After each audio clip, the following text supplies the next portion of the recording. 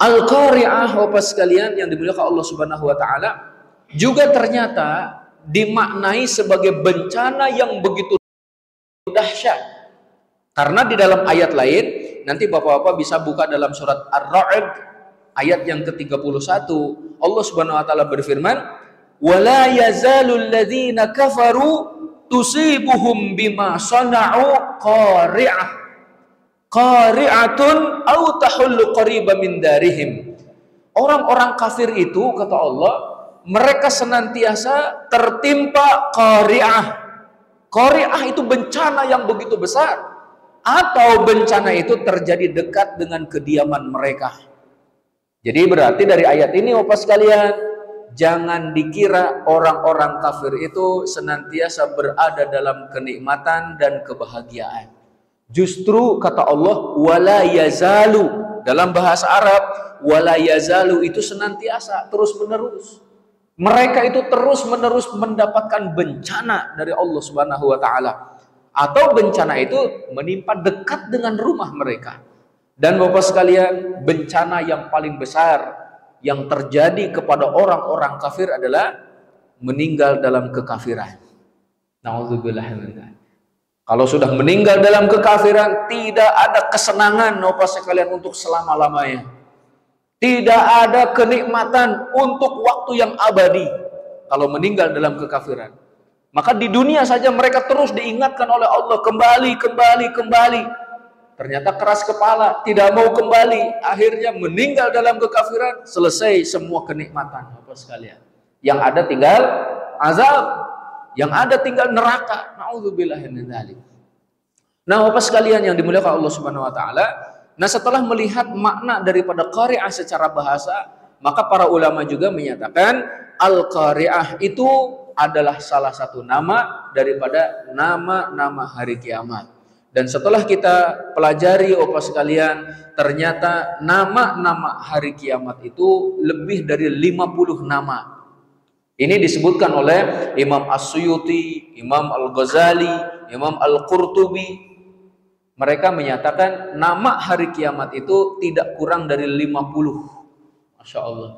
Dan sebuah zat, sebuah benda ataupun seseorang jika memiliki banyak nama itu menunjukkan kemuliaannya Bapak sekalian. Sebagai contoh, Al-Fatihah. Surat Al-Fatihah memiliki banyak sekali nama karena kemuliaannya Bapak sekalian ya.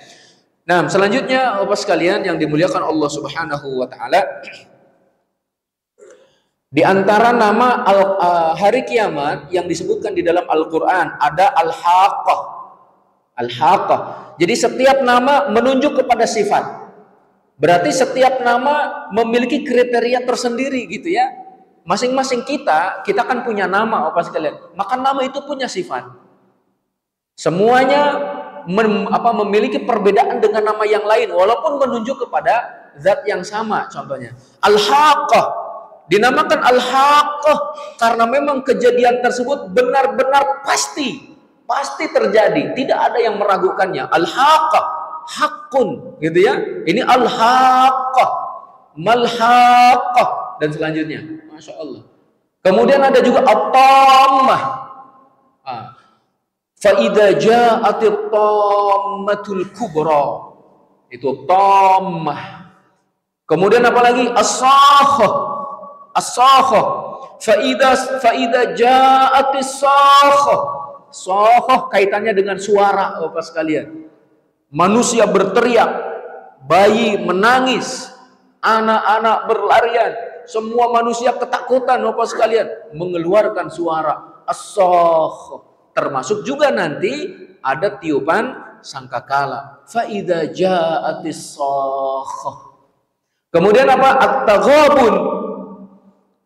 Yauma yajma'ukum liyaumil jam'i, dzalika yaumut taghabun. Ada juga yaumuddin, ada al-ghasyiyah, ada as-sa'ah, ada juga yaumut tanad.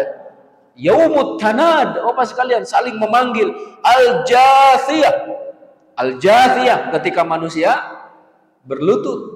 Kemudian al-waqi'ah. Hari kiamat juga az-zalzalah. Masya Allah, yang sudah ataupun Az-Zalzalah sudah kita bahas apa belum ini ya? Nanti insya Allah kita masuk kalau belum insya Allah. Al-ikhwah hafizakumullah. Kemudian juga banyak lagi yang lainnya nama daripada hari kiamat. Kemudian Bapak sekalian, ayat yang kedua Allah Subhanahu wa taala menyatakan mal qari'ah. Apakah itu hari kiamat? Di antara cara mengajar yang terbaik Bapak sekalian adalah dengan memberikan pertanyaan, dengan cara dialog gitu. Itu cara pengajaran yang terbaik. Karena itulah yang digunakan oleh Rasulullah Shallallahu Alaihi Wasallam. Selesai subuh, beliau membaca zikir pagi. Kemudian juga setelah itu beliau menghadap kepada para sahabatnya. Beliau terkadang pada waktu subuh itu menakwilkan mimpi. Siapa di antara kalian yang bermimpi akan saya takwilkan. Atau juga terkadang Rasulullah SAW bertanya langsung, gitu ya. Atadruna, contohnya atadruna mal ghibah, atadruna manil muflis dan sebagainya dengan uslub pertanyaan, dengan retorika pertanyaan itu. Karena itu membangkitkan, salah satunya adalah fokusnya seorang anak didik, ditambah juga adalah untuk berpikir menggunakan akal gitu. Mari kita sama-sama berpikir karena kita diberikan akal. Selanjutnya juga Bapak sekalian yang dimuliakan Allah Subhanahu wa taala, pertanyaan di dalam Al-Qur'an itu ada dua macam. Yang pertama, pertanyaan setelahnya diiringi dengan jawaban. Yang kedua, pertanyaan tidak ada jawabannya, tidak disebutkan jawaban. Kalau yang pertama berarti agar kita memahami jawabannya Bapak sekalian, agar kita benar-benar fokus dengan apa yang dijawabnya tersebut. Dan yang kedua, jika pertanyaan itu tidak ada jawabannya, tidak disebutkan jawabannya, berarti seakan-akan Allah Subhanahu wa taala menganjurkan kepada kita coba pikirkan apa jawabannya.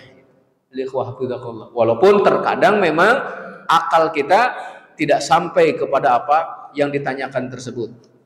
Setiap kali Allah Subhanahu wa taala bertanya dengan wama adraka, ya Bapak sekalian, al-qari'ah, mal qari'ah. Nah, sekarang ayat yang ketiga, wama adraka mal qari'ah. Tahukah kamu apakah hari kiamat itu?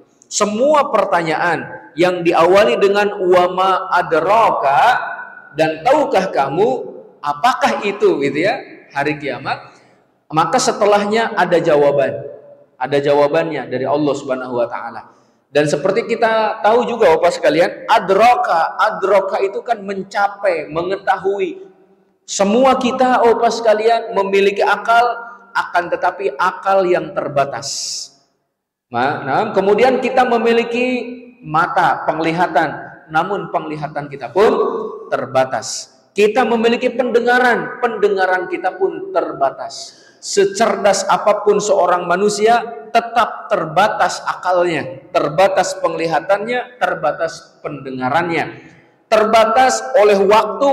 Contohnya, kalau kita ditanya, apa yang terjadi 1000 tahun ke belakang di sini? Di sini, di tempat yang sekarang dijadikan Masjid Darul Ittihad, contohnya. 1000 tahun ke belakang, apa yang terjadi di sini? Kita nggak tahu. Maka terbatas oleh waktu, kemudian terbatas oleh tempat. Nah, kita hanya mengetahui dan melihat apa yang ada di sekitar kita, yang ada di hadapan kita. Bahkan apa yang ada di hadapan kita pun kita tidak mengetahui apa yang ada di balik. Contohnya di balik baju, kemudian juga di balik benda. Kalau saya tanya kepada bapak-bapak, apa yang ada di belakang kertas ini, contohnya, kita tidak tahu Bapak sekalian.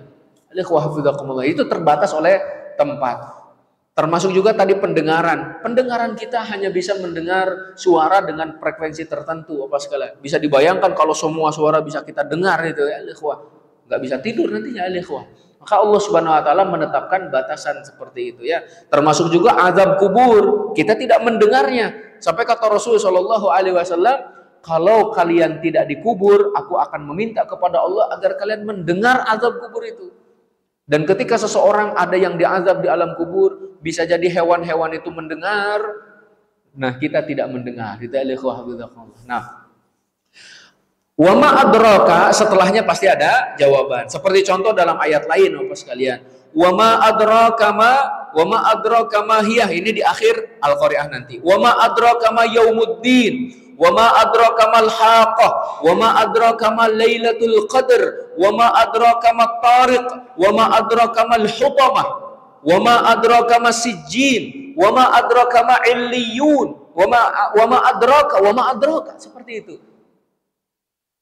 Naam, al-ikhwah hafidhakallah. Falaqtahamal aqabah wa ma adraka mal aqabah. Dan setelahnya ada jawabannya, al-ikhwah hafidhakallah. Berbeda dengan wa ma yudrika. Wa ma yudrika setelahnya tidak ada jawaban. Wa ma yudrika la'alla sa'ata takunu qariba.